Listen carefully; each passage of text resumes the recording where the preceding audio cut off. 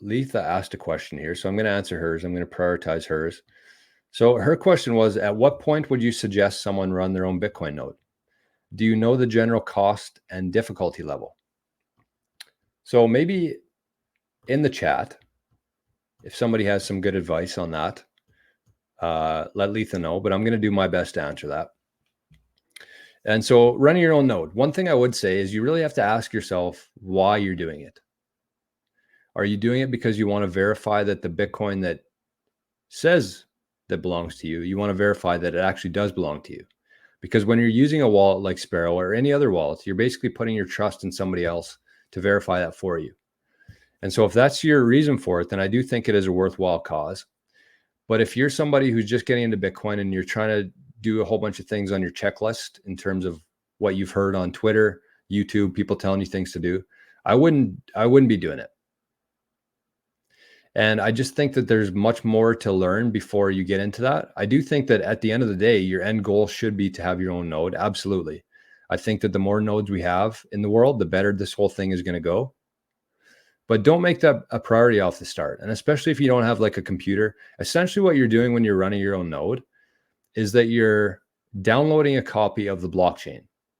And every 10 minutes that updates. Every time there's a new block, that blockchain, that ledger gets updated on your computer for you to verify. And so you can connect to your wallets, your Sparrow wallet, to verify that those are actually there on the blockchain.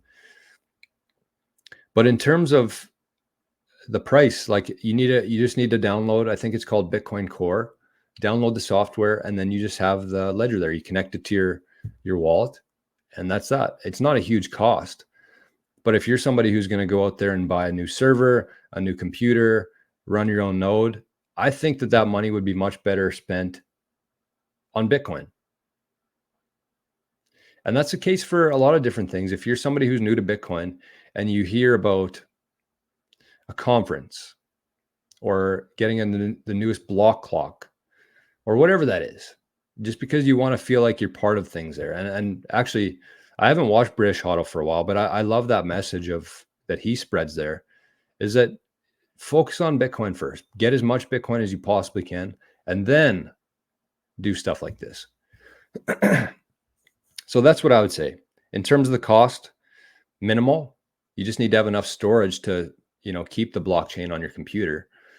But if you're going to be buying your own computer, running your own server, it could cost quite a bit. And I don't think it's very difficult to do. So there's some, this is from the grinder in the chat. He says, if you download Bitcoin QT, you just run the installer and sync the chain. It's as simple as installing any other app on your PC. There you go. And Grinder agrees. He says, great advice, buy sats instead. So something to consider, whether that's a Lightning node, Bitcoin node, block clock, all these different things. There's people selling things to you, Bitcoin conferences. Just skip that. Get as much Bitcoin as you possibly can. Every dime, every nickel that's under your couch cushions right now, put that into Bitcoin. But don't be buying dumb shit, and don't be getting ahead of yourself here. This whole journey is meant to be slow. Take it slow. Be calm and cheerful. That's my advice for everything now.